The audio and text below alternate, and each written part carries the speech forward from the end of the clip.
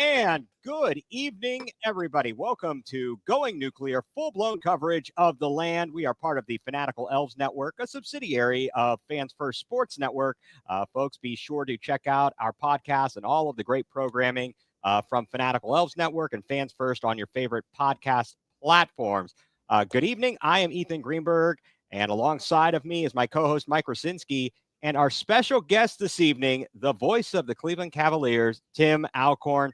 Tim, thank you so much for joining us. Guys, it's great to be with you. I appreciate the invite, and anytime we can talk Cleveland sports, and in my particular case, the Cavaliers, that's a great thing. Yeah, we are so glad to have you here. And talking the Cavaliers, it's really a good day to be a Cavs fan because at least one person we all know in Cleveland, Tony Rizzo, he says it takes courage to be a Browns fan. At least this year, we don't have to have courage to be a Cavs fan here. And the Cavs have taken the city by storm. And I've said this before, thank goodness for the Cavs and the Guardians to give this city something to cheer for in an otherwise crappy Browns spectacle. But we won't talk about them anymore. So, Tim, thank you so much for joining us. How are you doing today?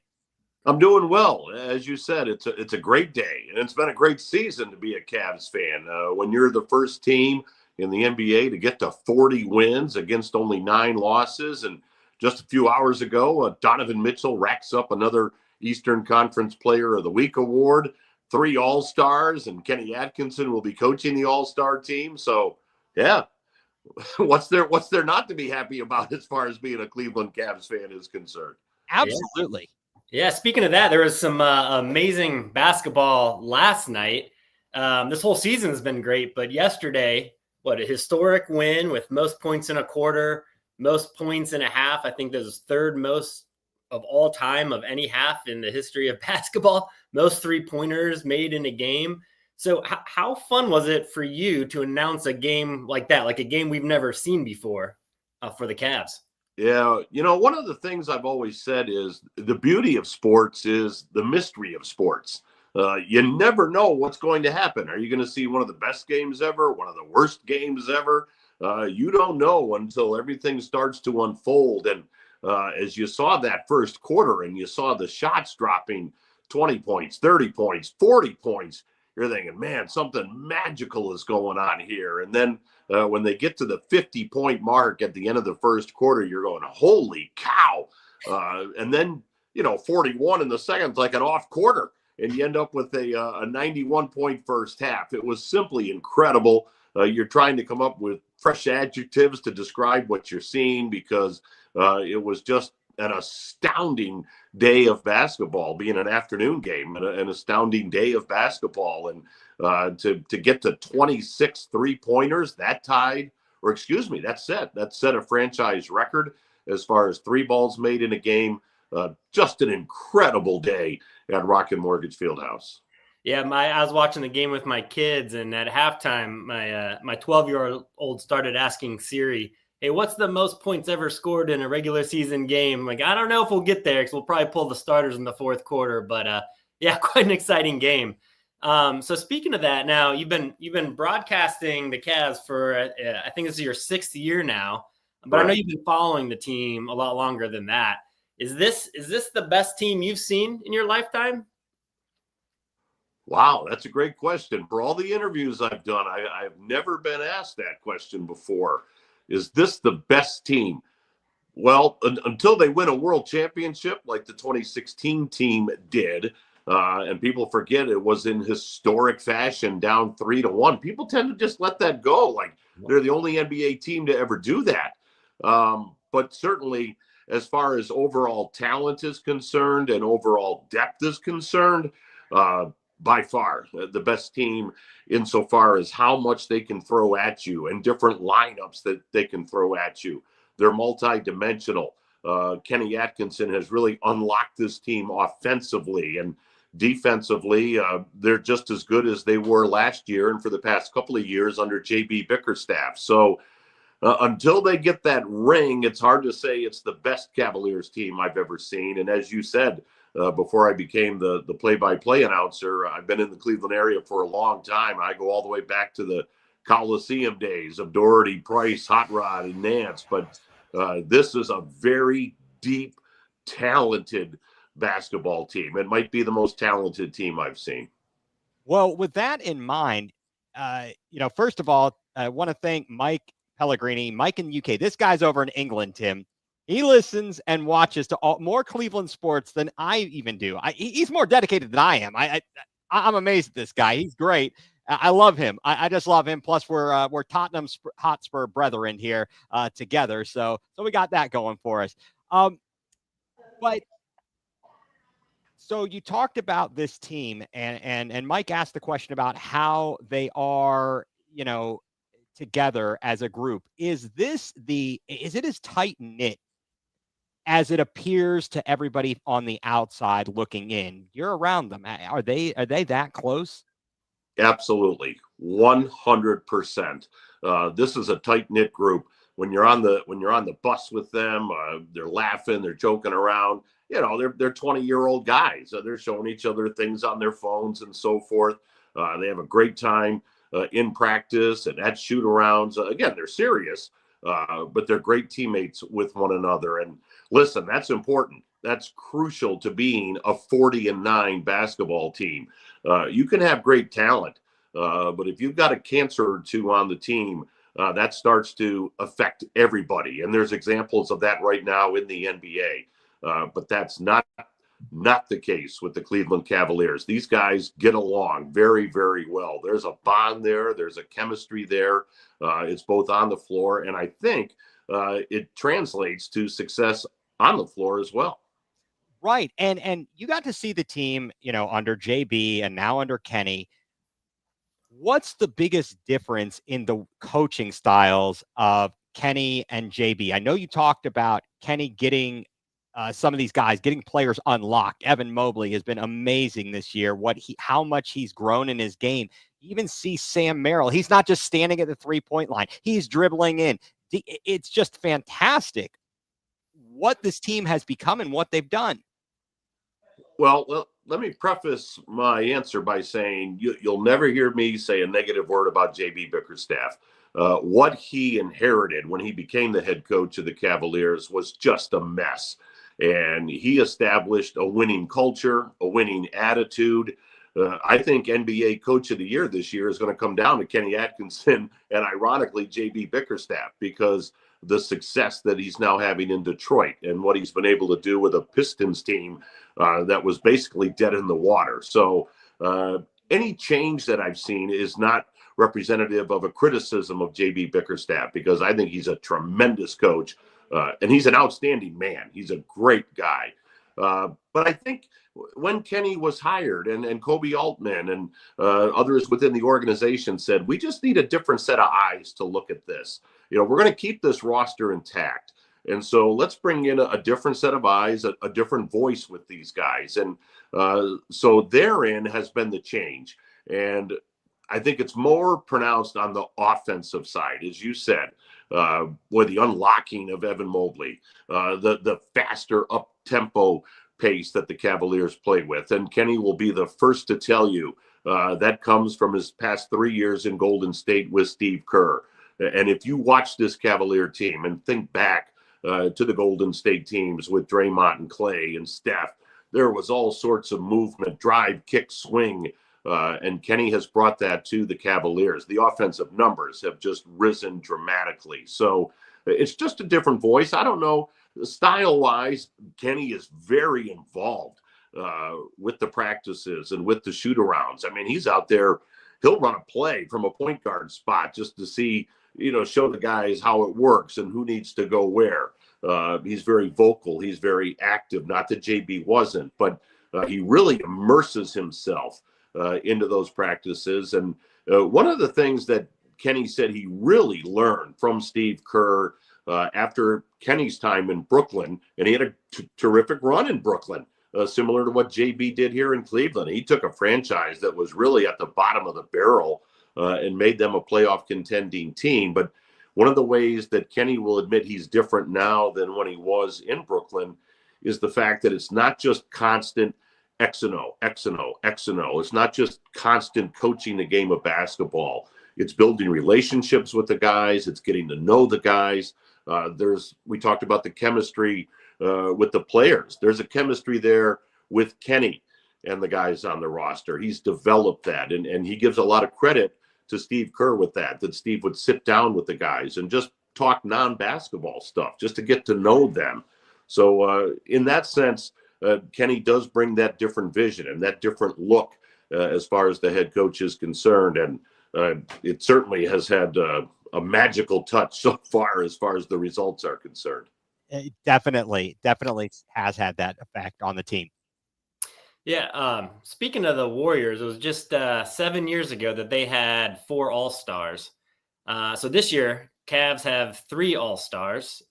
Should they have gotten a 4th? Yes, absolutely. And I think it just became a numbers game. You know, the roster sits at 12. You had Donovan as one of the starters. So now you had 7 spots left. And again, I'm not in the inner workings as to how those text chains went and conversations went amongst the coaches and so forth. But I just think it became a crunch. Are we going to give 3 of those final 7 spots to Cleveland Cavalier players? So, but absolutely, Jared Allen is playing at an all-star level. His statistics are all-star worthy. So he should have been on that team. I just think he got caught in a numbers game. If we're going to look at the front court, if we got to take one from Cleveland, Evan Mobley has really elevated his game this year. He's already an elite defensive player. He's been that since the time he's come into the league. So we'll go with Mobley in a razor thin type of margin over Jared Allen. But I think if it was a bigger roster, and some players have said, hey, there should be more guys, I think Jared Allen would have been on it because he deserves all-star recognition this year.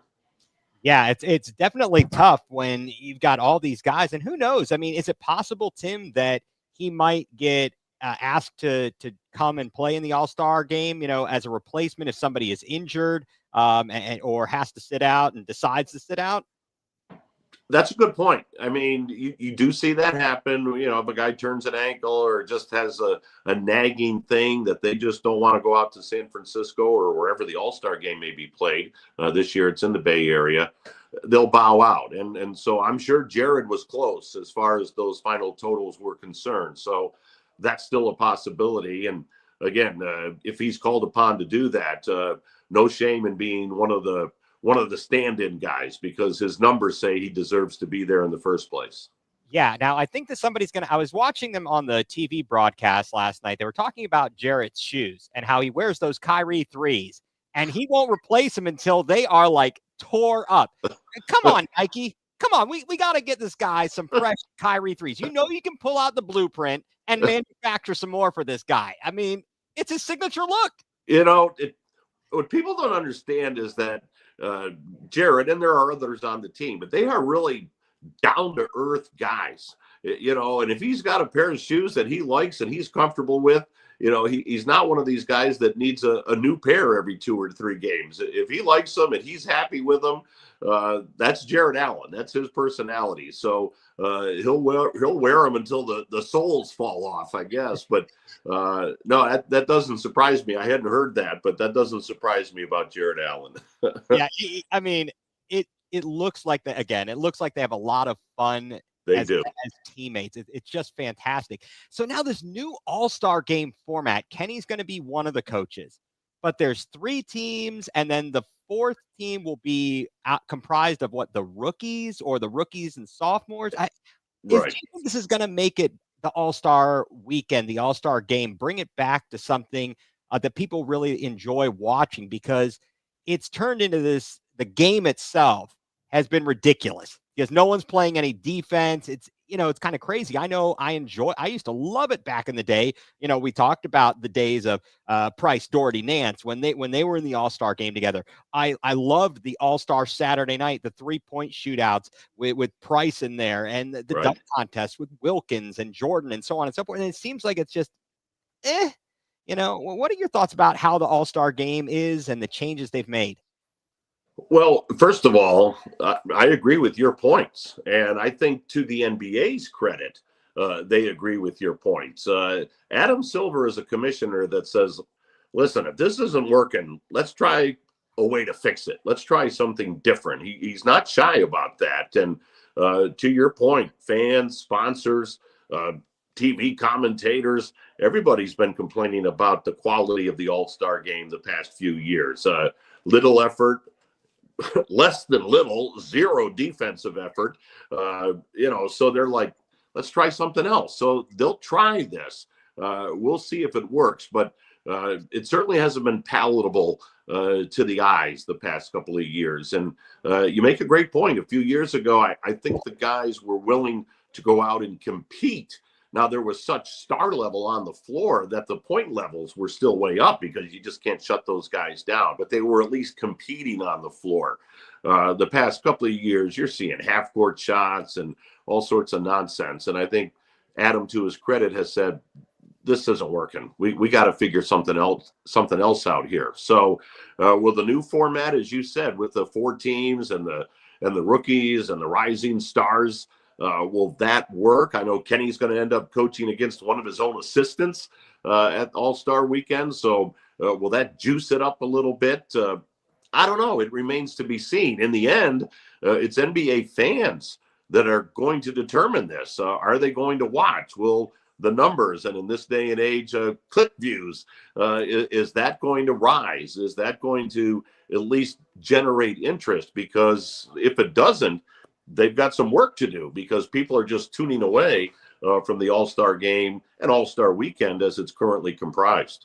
Right. I really love the Mac McClung winning the dunk championship a couple of years in a row has been kind of fun and interesting. I still think that Dwight Howard shouldn't have won the year that he won. He didn't dunk the ball. He threw it in. His hand didn't hit the rim. He chucked it in. It's not a dunk. Sorry. I can't deal with that. And Dominique got screwed. He should have beat Jordan. Anyway, I digress. Wow, you're going back in the George Michael time machine with that one. Yes, and you're going back in the George Michael time machine with the George Michael time machine. Yeah, this guy over here. Neek should have beat Jordan. That's going back a ways. He's got an incredible memory over here. He pulls some stuff out every week that I'm like, I have no idea how you remember that. The other big thing coming up this week is the NBA trade deadline. We've already seen some craziness happen this weekend, which is kind of how the Cavs got the historic win yesterday, or at least a contributing factor with the Luka Doncic trade.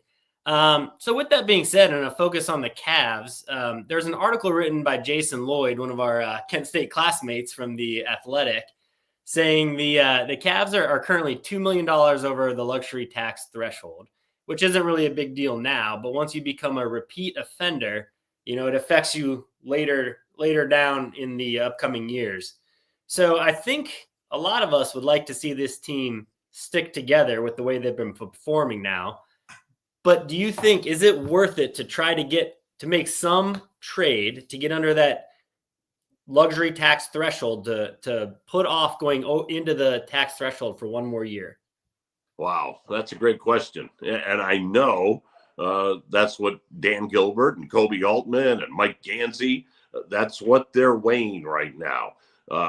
Because the NBA collective bargaining agreement really tilted in favor of the players as far as this last agreement was concerned. And those tax aprons that you're referring to, they really punish a team if you get over that. So without digging too deep into all those weeds, I think for the Cavaliers, the question becomes, are you going to push all those chips in right now and say, this is the year, we got a shot to get a ring, as I mentioned before. Now, they also have a long runway with the core 4. Those guys are set contract-wise for the next few years, and those big numbers are really coming. So my answer is, I don't know if they're going to make a big splashy deal because they are so conscientious of where those dollars are. Of course, the dollars have to match on a deal. Cavs only have a couple of guys on expiring contracts. And that being said, when you're 40-9, and this team, as I mentioned earlier, has such chemistry, both off and on the floor, how willing are you to disrupt that? Everybody knows their role. Everybody's playing well together. The different combinations that Kenny's been able to utilize throughout the year. If you look at all the metrics, the combinations play well together. So it becomes a question of, is there that one piece that you risk disrupting that chemistry while getting within the salary guidelines that brings you or keeps you at a championship level? Because right now, I think this team is at a championship level. I'm not saying they're going to win it, but I'm saying the way the roster is constructed, this is a championship caliber roster. So I'm not trying to dodge the question. I'm just saying, man, there's a lot of moving pieces here. And I don't know if it portends a deal by Thursday afternoon, the trade deadline. Maybe they look at the buyout market a little more closely, and that extends a couple of more weeks after the trade deadline. But yeah, this is something that they're weighing, because if you get above that cap level, you are really in deep water financially. Yeah, and I like what you said there about the team chemistry too. You've mentioned it a couple of times now, and that's so hard to measure, but I think it's really showing up in the wins and losses this year, and it would be awful to wreck that this late into the season. And here's the other thing. And again, I'm not I don't have any sourcing on this. I'm just talking as Tim Alcorn, the radio guy. Nobody's whispering in my ear. I'm sure the Cavaliers, in fact, obviously it's an obvious thing, but they want to stay number one.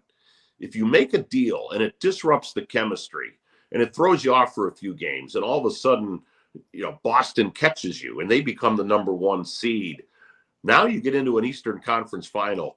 You want that seventh game at Rocket Mortgage Fieldhouse if it becomes a 7-game series in the Eastern Conference Finals. I mean, would a trade disrupt the chemistry that much that even just a few games get away from you as you try to assimilate a new guy in, or whatever the case may be? All that plays a part into the decision making. Wow. Yeah, I mean, that's deep stuff there, Tim. That's deep stuff there. And Mike, you talk about, and we start talking about the salary cap and the tax aprons and the thresholds. I just think of our other fellow Kent State buddy, Brian Windhorst. He knows all about that. I hear him talking about the luxury tax thresholds, and I'm like, oh my gosh, my head's going to start exploding here hearing about these things. Yeah, it gets pretty complicated, and I don't pretend to be a salary cap expert. I read the Jason Lloyds and listen to the Brian Windhorst, and I sit here with sheets going, okay, this guy's on a contract, this is the window. But in the end, the general sense is if you go over that threshold, and if you get into the first apron and then the second apron, I don't care how rich your owner is, and there's a lot of rich owners in the NBA, you're getting a hammer put down on you. And that's going to take some real convincing from a general manager or president of operations or whoever it may be in each organization to go to the owner and say, yeah, you're going to get hit with several $100 million worth of penalties. That stings. Ow. Well, if there's one guy that can afford it, though, I'm sure it's Dan Gilbert. I don't speak for Dan. I'll tell you that one. I think we'd all like to have that problem of having so much money you can afford a $100 million penalty. But talking about the Celtics a little bit, tomorrow's game against the Celtics, I think is a big one, because the Cavs are coming off, a couple high-profile losses against the Thunder and 2 against the Rockets in the last few weeks. And yesterday, they have this huge epic win, and the Celtics also win yesterday, but they come back from 26 points down for a comeback victory. So both teams are coming at tomorrow's game from different places. But in your opinion, how important is it for the Cavs to get this game against the Celtics? Not just for, we're 1, they're 2, we want to stay ahead of them, but just to prove to themselves that, yes, we can beat the Celtics, because, that's been a hard team to beat the last couple of years.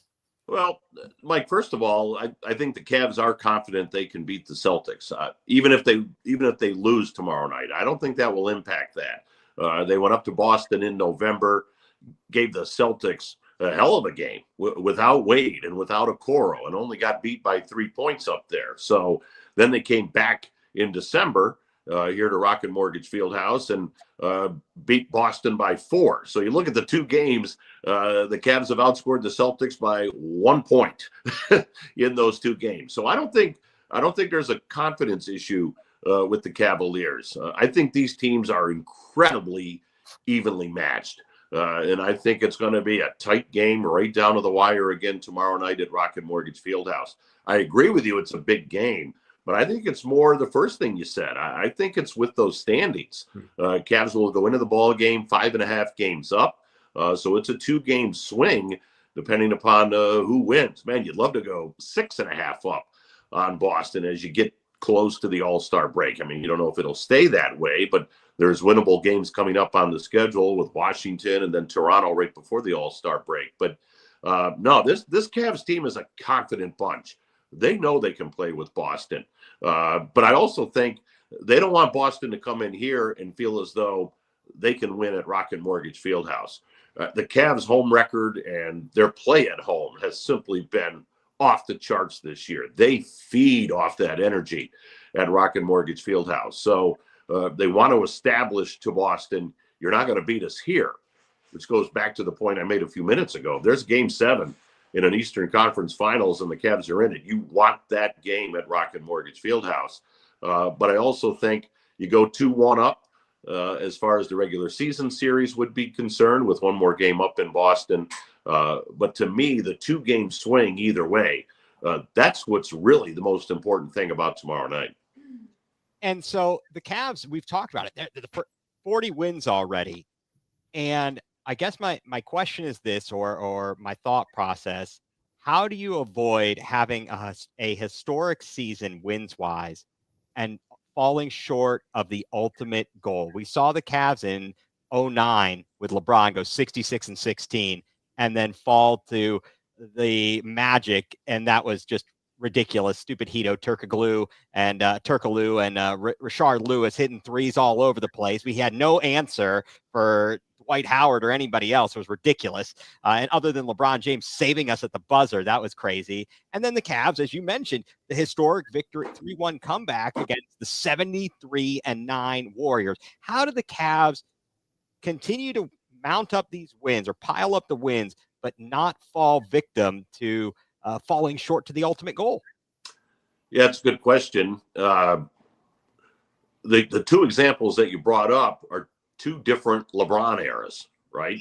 So LeBron and that group of Cavs lost to Orlando his first go round, and then the second time he had Kyrie Irving, and even though Kevin Love was a part of that as well. So J.R. Smith.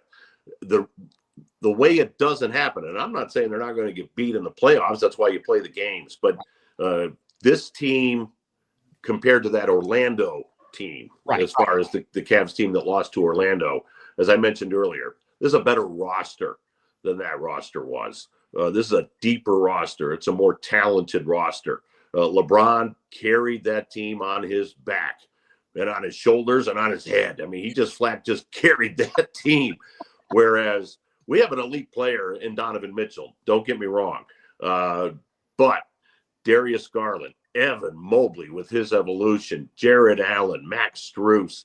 If you were to go roster to roster, the team that lost to Orlando and this 24-25 version of the Cavs, this is a much deeper, better roster. Will they win 66 games? I don't know. I mean, they're on track to win a lot of games. But how it doesn't happen is that Kenny has formulated the rotations so that there's never a drop off when they go to the bench. And so it's a deep basketball team. Now that rotation may shorten up a little bit when you get to postseason basketball, but everybody contributes on this team. And I think that's the major difference between the 2 examples that you mentioned earlier. Okay. Yeah. I mean, you talk about the rotations. Certainly it'll be good when they can get healthy. It would be nice to see Okoro get back into it. And I know that Dean's got the bone bruise, so hopefully that's not too long-term there. How much of just an impact is Ty Jerome this year? It's like we picked him up. Like, hey, we didn't have this guy before. We didn't have to actually make a trade this year to add to the roster. It's like, hey, you're healthy now. Come on back. He's amazing. Jim and I talked about that. Jim Jones, my broadcast partner, and I talked about that at the beginning of the year, that, the Cavs pretty much stood pat. They didn't make any deals. They kept the roster intact. Of course, first-round choice Jalen Tyson. But Ty Jerome almost becomes your offseason acquisition. He played a game and a half last year. Yes. 81 games. And to your point, Ethan, people forgot he was on the roster. And, I mean, that was so anguishing for him and so difficult for him and the organization. But I had the opportunity to go down to Sarasota and IMG when the Cavs were in training camp. And this kid was just busting it every single play, every single possession of every scrimmage and practice. And you thought, wow, if he continues to do this, he's going to be special. Now, I don't think anybody saw what was coming as far as his play off the bench, which has simply been magnificent. But hats off to Ty Jerome. The Cavs in themselves, the team, it's a great story. It's a phenomenal story, 40-9. But if you were to say to me, what's a player story, an individual player story that really stands out, it's Ty Jerome. I mean, here's a guy that didn't play last year, and now he's one of the most valuable pieces as far as what this Cavalier team has been able to accomplish. And that's not throwing shade on Donovan or DG or Evan. They're all-star players. But what Ty Jerome has done this year is simply spectacular. Yeah, it makes such a difference when you can sit down your point guard, when you can sit down DG or Donovan, and Ty can come in and he can manage the game. And he's so he does all the little things. He does all the little things. I think he's got the scrappiness, the fight in him.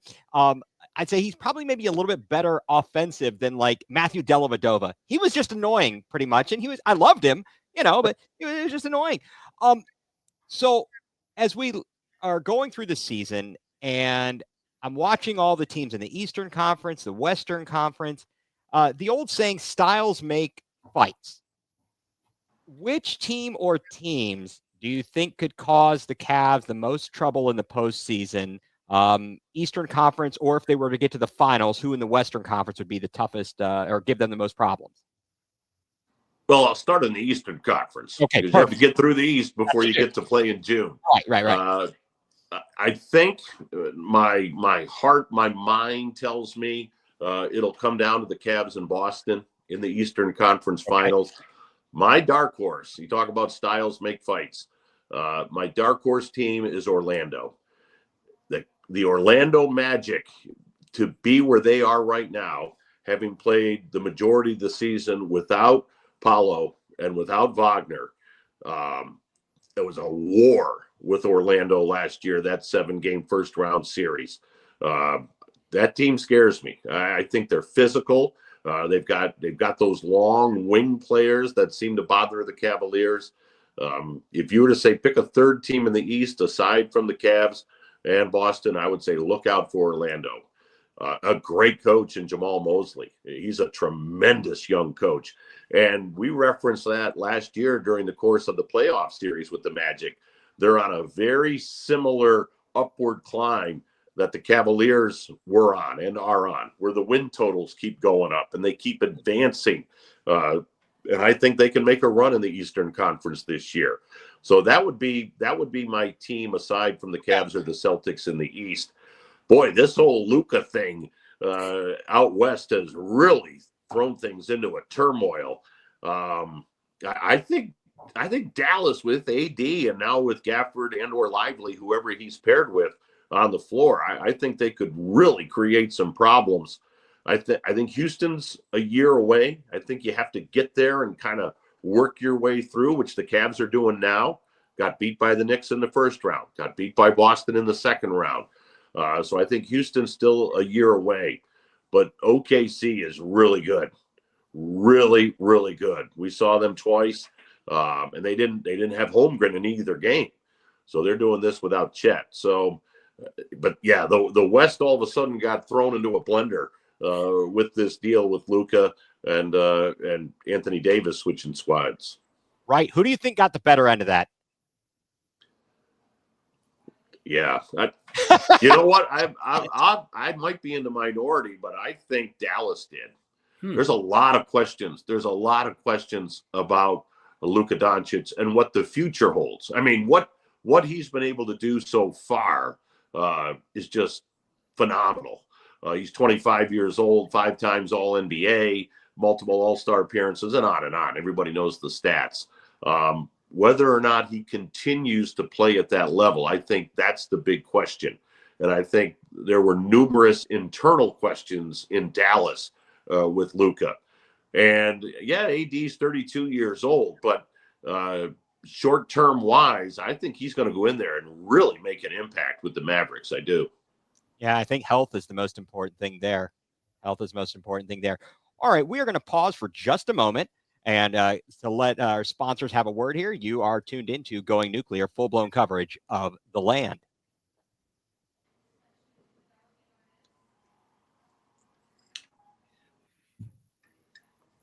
And welcome back, everybody, to Going nuCLEr, full-blown coverage of the land. Once again, Ethan Greenberg joined by my co-host Mike Rasinski and our special guest Tim Alcorn. Tim, so we just had a chance to talk a lot about the Cavs season and what's going on there, but now want to turn the tables a little here, turn the page, talk a little bit about you, Tim the broadcaster, Tim the career, because I think you have a very interesting story and how you arrived here.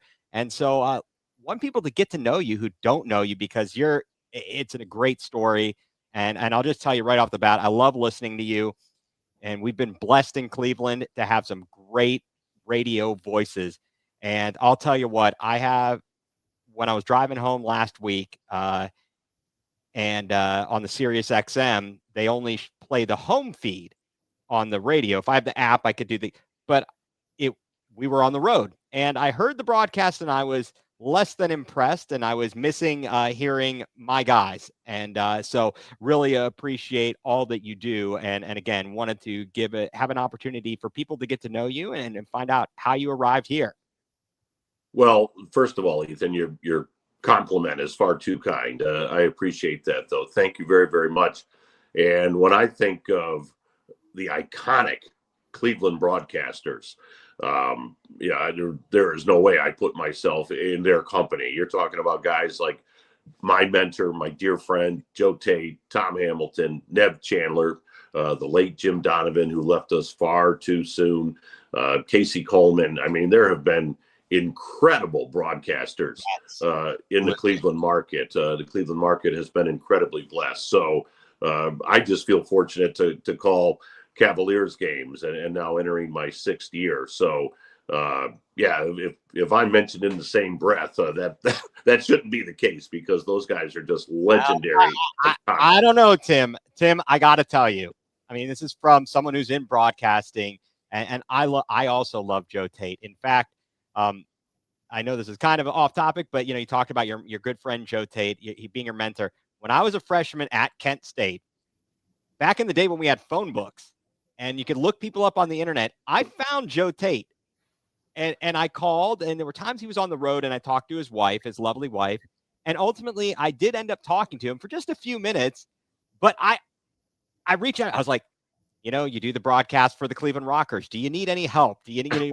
Do you like any of it? I mean, it was ridiculous, but yep.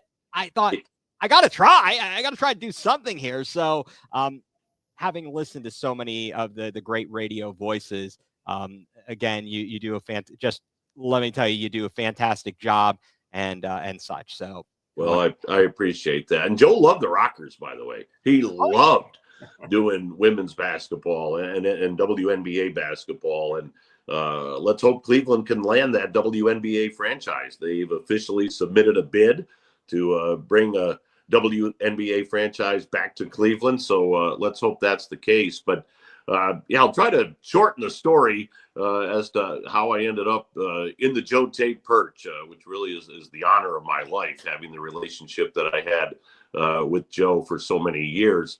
Kind of grew up in the New England area. Right, I heard there's a lot of dairy farmers in your family, according to your conversation with Jim last night. Well, that's true. I was actually born in upstate New York, between Buffalo and Rochester. And so on my dad's side, yes, there are dairy farmers. That's a big agricultural region up there. And my uncle and then his son, my cousin, operated a dairy farm. So I don't pretend to be an expert on dairy farm, but I do know a little bit about it. And so when the dairy farmer texted in, Yes. I knew a little bit about what was going on there when he was out in the barn, as he said. So, because I've seen my cousin and I've seen my uncle in the barn many a times milking cows. So, but yeah, after we left upstate New York, went to New England, and that's really where the broadcasting bug bit me. Even as a very, very young guy, there was a local radio station in Nashua, New Hampshire. I lived in Nashua. If you're familiar with The Office, Dwight Schrute and that group, they have the Nashua office. Well, that's a real place. And there was a local radio station in Nashua that carried high school sports. And I thought I would listen to the games because we had neighbors around us, and one neighbor played at Nashua High. The other neighbor played at the parochial school in Nashua. So the station would carry both schools. And I was like, wow, that guy's got a pretty cool job. He gets to get into the games for free and get popcorn and listen to the bands and all this stuff. And I became really intrigued by this. And he's talking about my neighbors. I was like, wow, my neighbor's name is on the radio. So I thought, man, that's sportscasting gig. And so then I would start listening to sportscasters on the radio. I'm a lot older than you guys. There was no streaming. There was no podcast. You had to have a little transistor radio and just go up and down a dial. And I listened, ironically, to Joe Tate, 3WE, which is now WTAM, booms into New England. And I still have people that listen to me in New England, friends of mine from when I was growing up, listen on TAM. But I listened to Joe, and I listened to Johnny Most, and the voice of the Celtics, and all the New England announcers. And then I came to Ohio when I was a teenager, but I still had that dream of being a sportscaster and being a play-by-play guy. And I got to meet Joe at Cavs games, and we struck up a friendship. And I started working in small market radio at WOBL, a station out in Oberlin, and then WEOL in Lorain County. And I was at WEOL a long time. Yes. And high school sports, football, basketball, baseball, softball. I called them. Yep. And hundreds of games every year. But WEOL, and they still are, was an affiliate of the Cavaliers. And so had a relationship already with Joe, and then developed relationships with some of the folks with the Cavaliers. And then in 2019, I actually got the job through a sad occurrence. Right. Fred McLeod, the longtime, again, I left his name out earlier. There's another iconic Cleveland sportscaster. Fred just did an amazing job with the Cavs. Another, like Jim Donovan, that left us far too soon. He passed away suddenly of a heart attack. And it was September of 2019. And the Cavs were only a few weeks away from the start of the season. And they were familiar with my work. And again, trying to shorten the story, but they reached out to me. The Cavs actually reached out to me, and John Michael, who had been doing radio, he actually followed Joe Tate. John transitioned down to the television side, and I was hired to do the radio. And so I went from doing a high school football game on a Friday night to the Cavs opener the following week. It was a wild, wild few weeks in my life. Yeah, definitely. You made that jump from high school straight to the NBA, and I know you talked to a lot of other broadcasters around. Is that a normal progression, or is that kind of unique to you? I don't say this in a braggadocious sort of way. I've had people tell me I'm the only one to do it. Yeah. I don't know. I haven't certainly Googled that. But I've had people share with me from the NBA, you're the only guy that's ever went from high school. Usually there's college or minor leagues or whatever.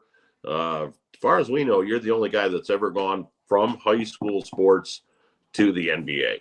So you're like, let's see, who was the first to do that in the NBA? Not before LeBron James. Who was it? Moses Malone. Yeah. Look, I've never had that comparison before. There's a first in every interview you do, and This is the first I've ever been compared to Moses Malone. Faux, right? Exactly. Uh, yeah. So let's see. So, Mike, you had a good question to ask him about his New England and his family. Here in Ohio. Yeah. So I've reading up on you a little bit. I found out you're still a Bills fan. So obviously you kept that from your childhood and you've carried it all the way through here. I know you still love all Cleveland sports, but still a Bills fan. Oh, I do.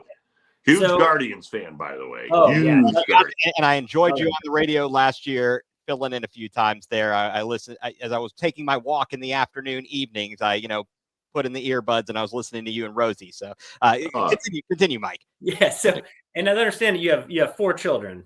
Yes. Right. So the reason I'm going to ask this question is because both Ethan and I have we grew up in Northeast Ohio, love of all Cleveland sports, but we now both live in Virginia.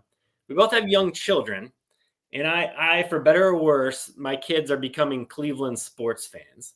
So my question to you is, did your 4 children grow up to be Bills fans, after your love for the Bills, or are they Cleveland sports fans through and through?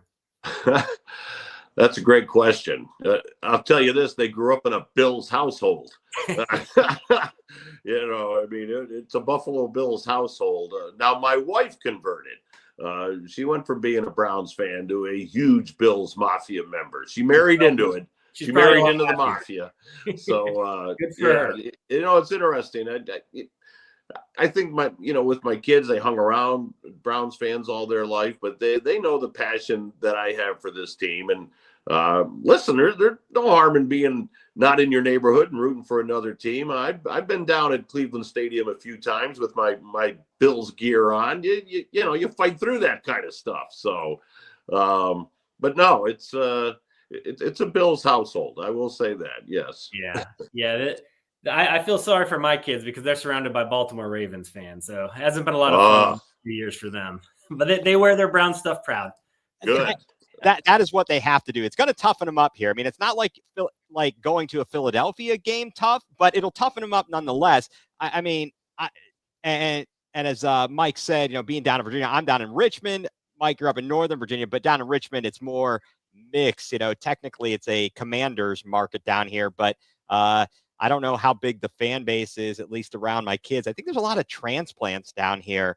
So there's a lot of variety. And then I think even see it's their cringiest thing are the folks who are Cowboys fans down here. They're not fans. They're not happy with Cowboy fan in this area. Let me just say that. Let me just say that. No, that's a beautiful area down there. My nephew lives in Richmond. So. Oh, wow. That is fantastic. Well, that's small world. That is a small world. I mean, I know that, Kenny Atkinson going to the University of Richmond. I'm like, all right, I got to pull some strings here. Got to talk to the folks at the U of R. I got my paralegal certificate from there. It's there you go. Well, that's what my nephew does. He's an attorney. So, he's an attorney, really? Do you? I don't know how long you guys have been in Virginia. Do you remember a few years back there was an election in Virginia where they actually had to pull the name out of a hat to determine the winner? That was a few years back. Mike, are you aware of this? Because I'm not. No, but it sounds amazing. No, there was a tie. Wow. And there's some archaic Virginia law where if they can't break the tie, you pull a name out of a hat. Here, look it up when we're done. And my nephew was the Virginia elections director. I'm going to mess that title up. So, but anyway. But he was the one that had to pull the name out of the hat. Oh, my gosh. He's responsible. Look it up. Yeah, it happened a few years ago. That is crazy. Yeah, I've been down here, Tim, since 2003. And just kind of interestingly, I don't know how Mike feels, but for me, 20 years here, it's still not home. Northeast Ohio is still home. And I know more about what's going on in Cleveland than I do here, to be quite honest. You talked about your relationship with Joe Tate, and we're talking about broadcasting.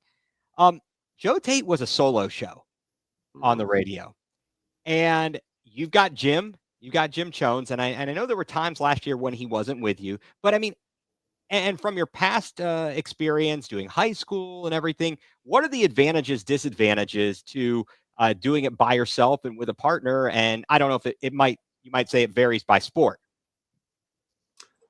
Actually, that is very true. The people that I really admire, the broadcasters that I think are just incredible, are the baseball radio guys that do it on their own. Baseball, you said you listened to Rosie and I do some Guardians games last year. I appreciate that. And baseball is more of a conversational pacing type of sport. You know, you have a pitch thrown. Now the pitch clock has sped it up, and boy, did I learn that when I did baseball for the Guardians last summer. I had to get used to that because you're used to having conversations with your fellow announcer, and all of a sudden that got curtailed. But on the basketball side, and Jim is tremendous. First of all, his knowledge and his impact as far as a broadcast is concerned is tremendous. So, but it's a challenge because basketball is such a fast game, especially in today's NBA, that he's got to get his comments in rather quickly. And it was interesting for me because all the years that I was doing high school basketball, 95% of the time I did them solo. I worked on my own. So I had to acclimate myself to Jim making comments, right? And so there became an adjustment period. But to your point, there's pros and cons. You know, on a basketball side, the pro would be you're just constantly in the flow of the game. But certainly I can't minimize what Jim brings as far as his knowledge. The guy won a ring. He played with Magic Johnson. He played with Kareem. He has insights into the game. So, you know, once in a while you'll step on one another, but that's just part of broadcasting, whether it's the Cavaliers, whether it's high school, whether it's network. That's going to happen, especially on the radio side. But more often than not, I think Jim and I blend together pretty well.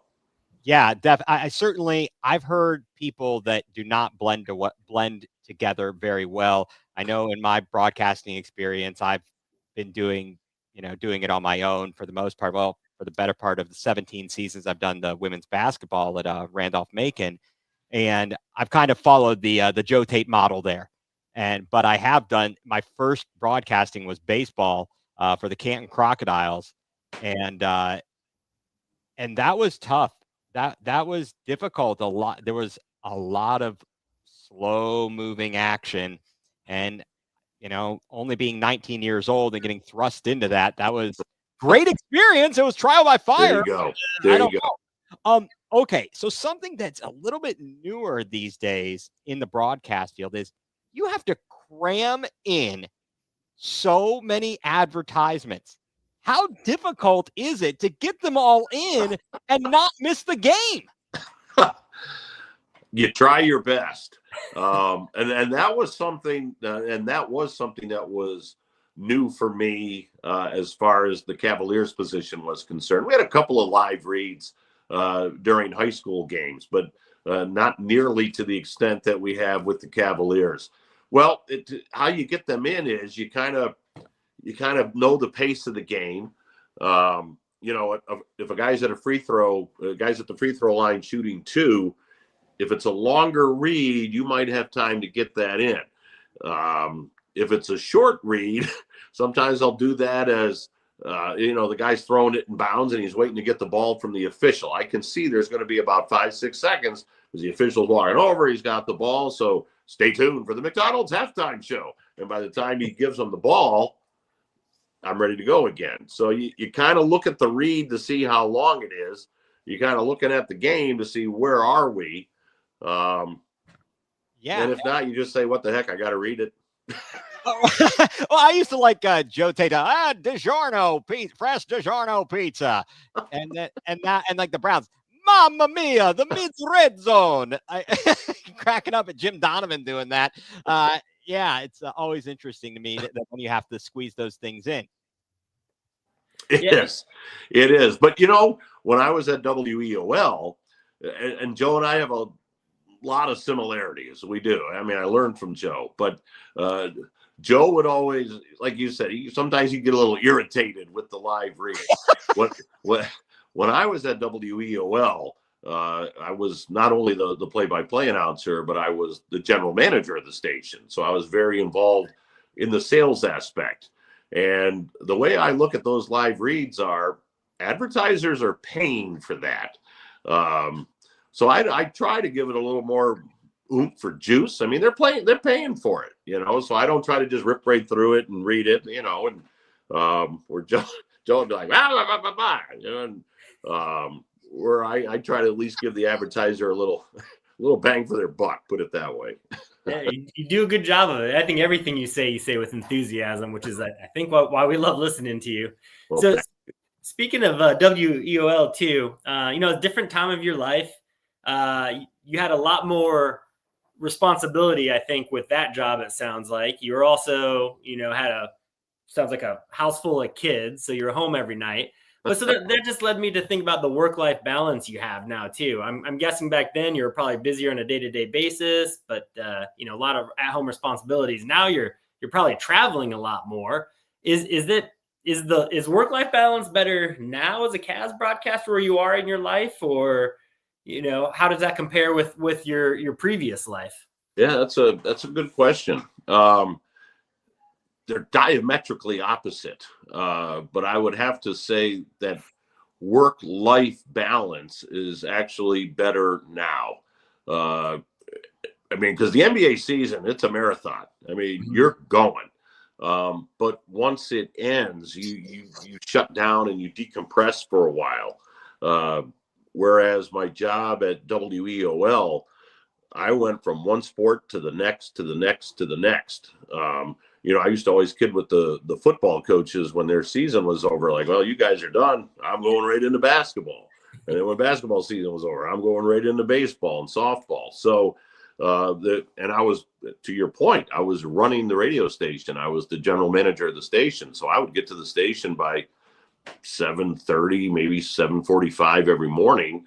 And then if I had a game that night, I wasn't getting home till 10:30, and then turn around and do it all over again the next day. So that work-life balance that you referred to, it became very challenging. And our children were much younger at the time. Now all of our kids are grown adults. And actually, it's interesting you bring up that question, because people have often remarked to me that, man, you got an NBA job pretty late in life. I was, in my late 50s when I got the job. And, in retrospect, it turned out to be the perfect time to get the job, because even while I was working and gone quite a bit while I was at WEOL, I was still able to go to my kids' functions. I was still able to go to school functions and those type of things. Whereas when you become an NBA broadcaster or a professional broadcaster's life on the road takes you away. I mean, even if I was getting home at 10 or 10:30 after a ball game, I was still there the next morning or whatever to see my kids at breakfast or when they were off to school.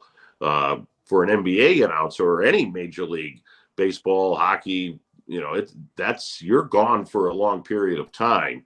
So it's not as impactful on my family as it would have been if I had gotten the job at a younger age. Yeah, that's a great point. I think we all, Ethan and I with young kids, we struggle with that daily right now. So yes. Been there, done it, Yeah. And there really, is my wife deserves all the credit on that, because there were a lot of nights I was gone and Diane was there with the kids, and she just did an incredible job, did a marvelous job.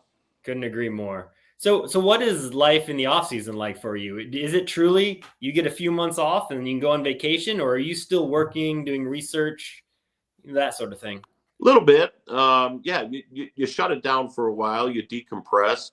One of the things that we're really proud of within the Cavs organization is that we have such strong relationships with our affiliate stations. There are 20 affiliates across the state of Ohio. Unlike you guys with Sirius XM and people who listen across the country, we still have those local affiliates. And so that's what the off season allows us to do. I make it a point to go out and visit as many affiliates as I can, just so they can put this mug with a voice that they're carrying all winter long, and ask them if there's anything we can do to help them. They're valued partners of the Cavaliers. There's no Cavaliers Audioverse, or in the old days Radio Network, if we don't have 20 other stations out there that are carrying the games. I worked at one of those stations for all those years at WEOL, so I know how important that is. So we do that, and certainly make the rounds insofar as civic functions and those sort of things. But for the most part, on the Cavs side, yeah, you kind of shut it down for a while and then wait for the draft and summer league and crank it all up all over again. Yeah, well, as Mike from the UK says, hopefully you don't get too much time off this year. We're all kind of sort of thinking that, Absolutely. No, hey, listen, I want to be working until mid-June. I really do. I remember in 2016, the Cavs won that championship on Father's Day. So, if I happen to be working on Father's Day this year, I think my kids will understand. So I'm guessing one of the perks, I guess I would call, with this new job too you've had for 6 years now, is you've kind of turned into like a minor celebrity in the area too, I would say. Has that affected your life? That's news to me. Well, I feel like we have a celebrity on the show right now, so yes, you're a celebrity in our eyes. You've gotten some articles written about you. I'm sure you're going on, different podcasts and different shows. Has that changed your life at all, or do you get recognized at all? Maybe when you start talking, take a restaurant order or something like that, they're like, "Oh, I recognize that voice." Well, you sit behind the menu, Tim, and they hear you and they say, "Hey, I recognize that voice." I do have people recognize my voice, but that goes back to WEOL.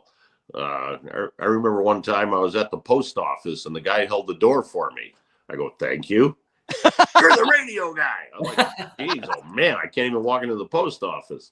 But no, I certainly don't feel like a celebrity. I'm the radio play-by-play voice of the Cavs, and hopefully people enjoy my work and they listen, and the feedback is usually positive, so that's a good thing. But no, it's changed my life insofar as travel and the people I get to interact with. But earlier today I still took out the garbage. I mean, I don't live a celebrity life.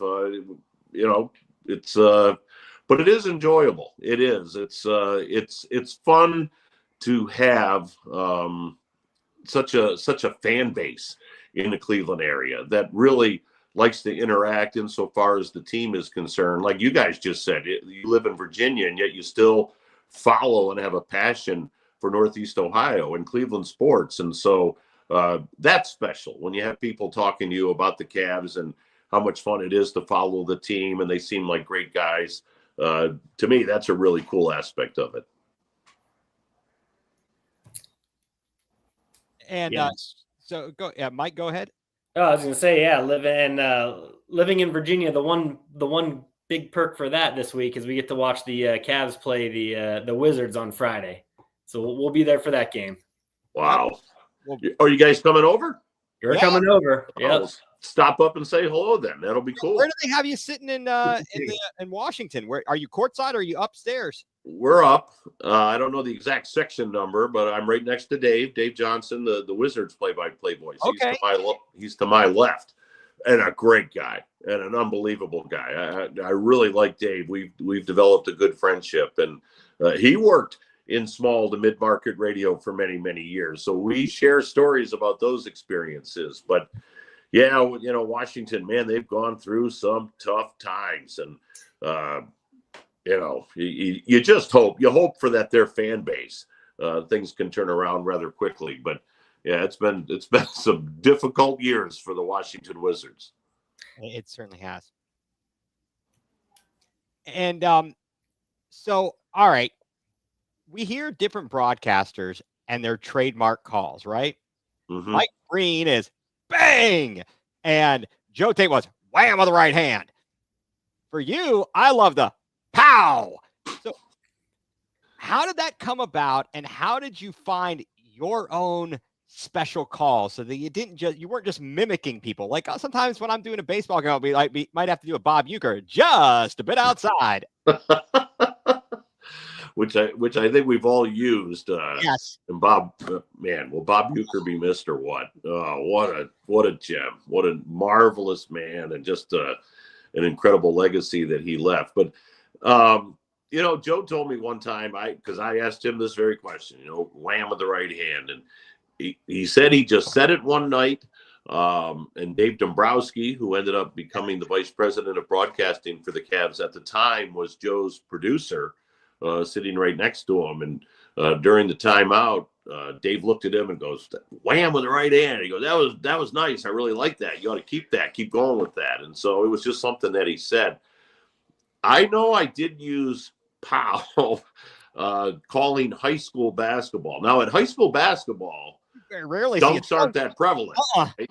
So there was a young man that played for Lorain High School over in Lorain County. His name was Rashad Berry, who ended up going to Ohio State, played football for the Buckeyes, went to the Patriots in the NFL, actually. But Rashad was just a great athlete and was a tremendous basketball player.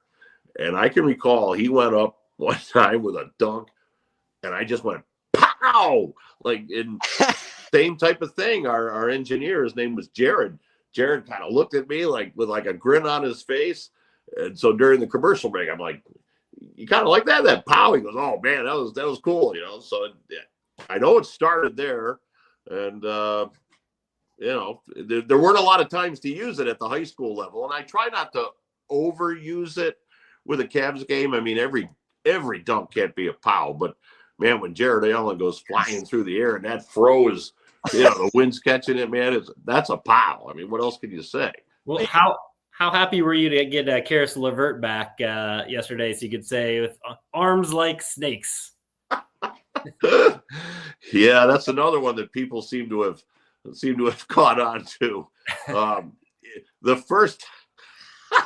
You got me laughing because the first time I said that, Jim Jones almost fell out of his chair, and it was just something where Karis, he went like that and got a steal, and it was like an arm like snake. Pew! He just went in and out, and Jim just thought that was hilarious. So yeah, it was good to have. I think I had a chance to use it if I recall yesterday. Exactly. Yeah. And when you say it, it almost sounds like an inside joke between you and Jim too. So I love it every time it comes up. Well, because I'm laughing now, but I know it makes Jim laugh.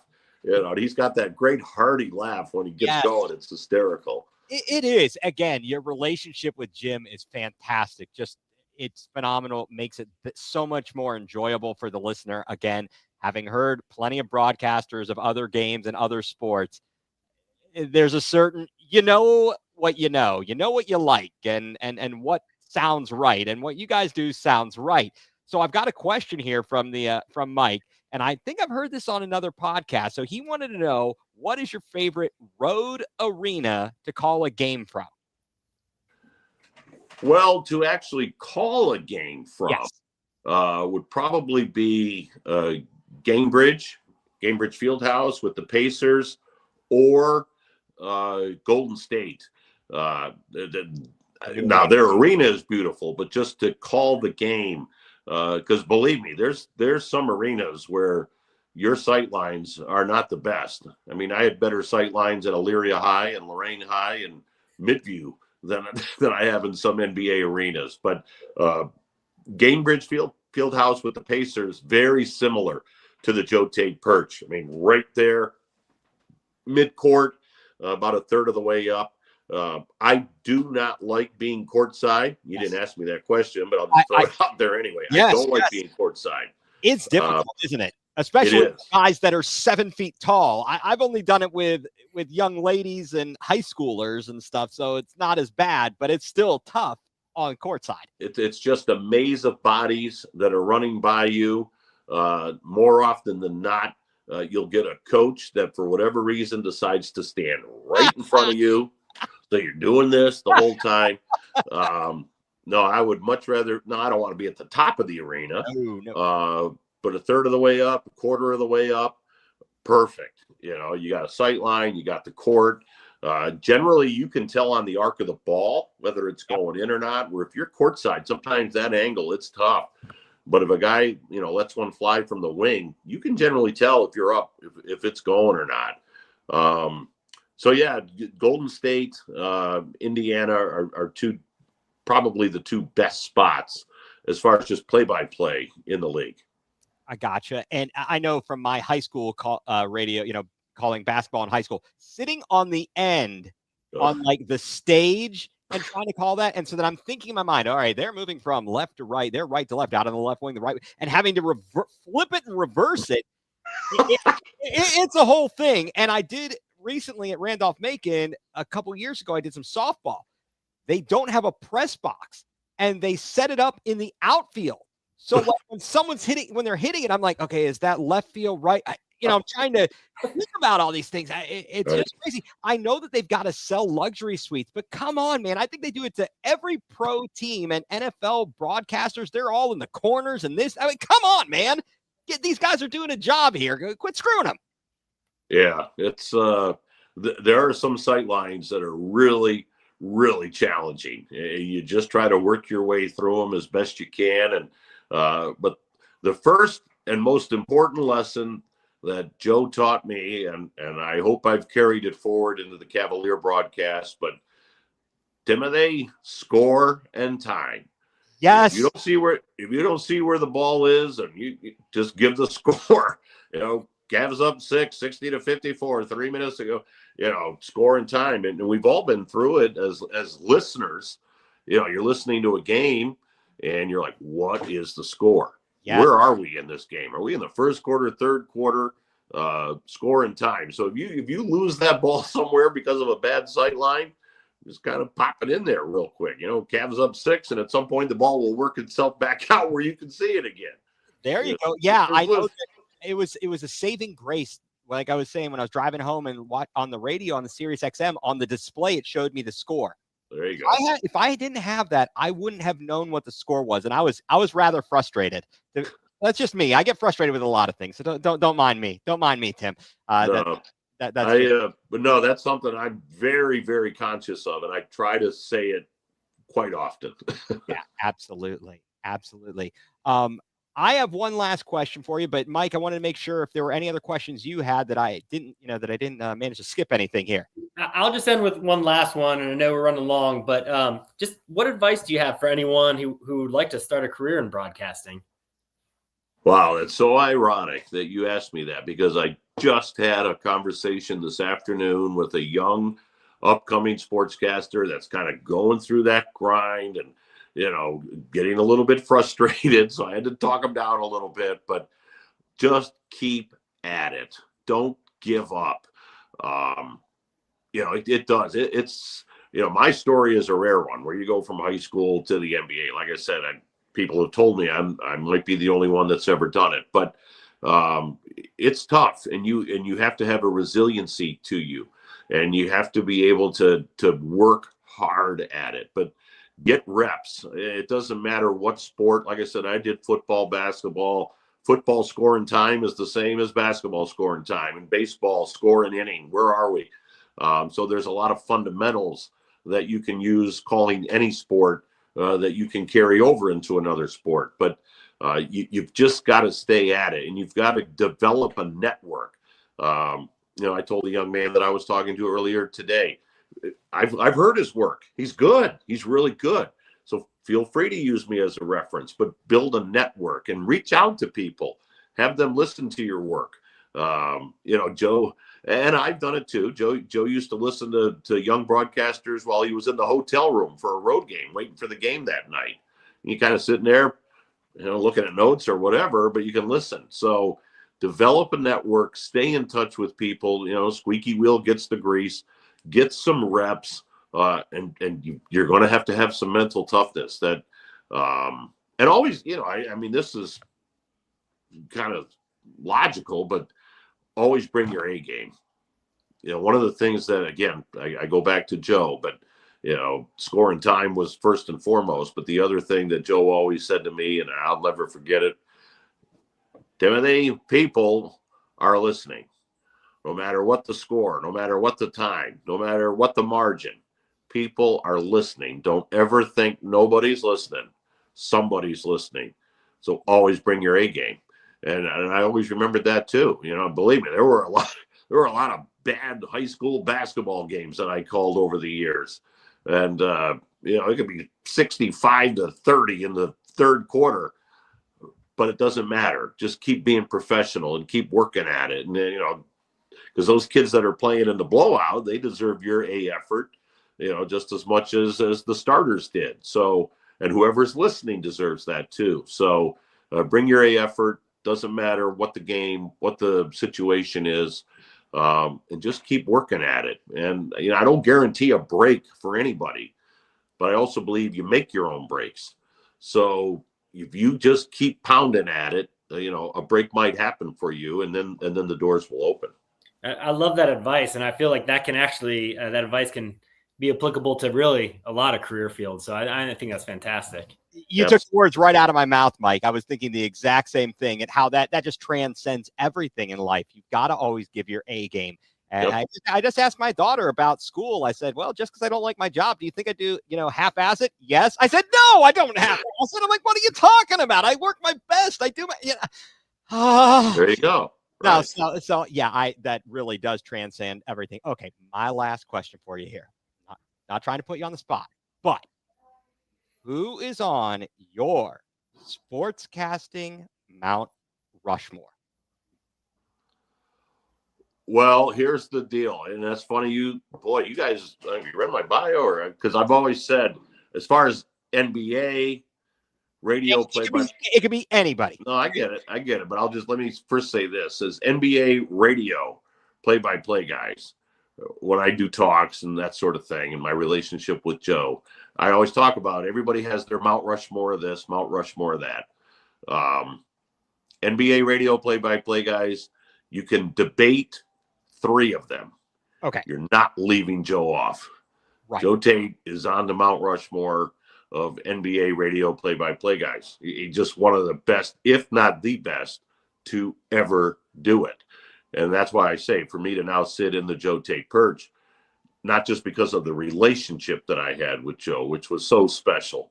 That's just an incredible honor for me, because he's probably the best. You can argue about the other 3. But my Mount Rushmore will certainly, I may show a little Cleveland bias here, but Joe and Tom Hamilton, who's a dear friend of mine as well, but I'm not just saying that because he's a friend. I mean, Hammy, and I'm so happy and so thrilled that he's being recognized in Cooperstown this summer. I mean, he's one of the best to have ever done it. So I'll say Joe, I'll say Hammy. I'm going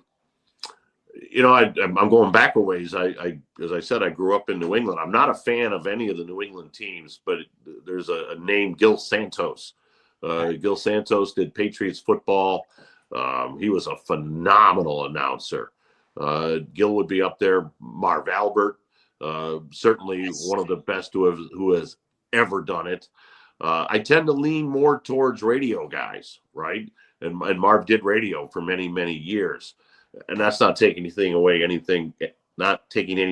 from the television guys, but man, that radio guy that can really paint a picture and really just get you immersed in a game, there's something very, very special about that. Wow. Yeah, absolutely. I couldn't have said it any better myself. Well, Tim, I want to again thank you so very much for taking the time to talk to us tonight. And I hope people are out there listening and they get to know you. And if you're a fan of the Cavs, which you should be, I mean, you should be, and you can't get to a TV, or heck, even if you can get to the TV, turn off the national broadcast and sync up your radio and listen to Tim and Jim. So, Tim, again, thank you so much for being with us this evening.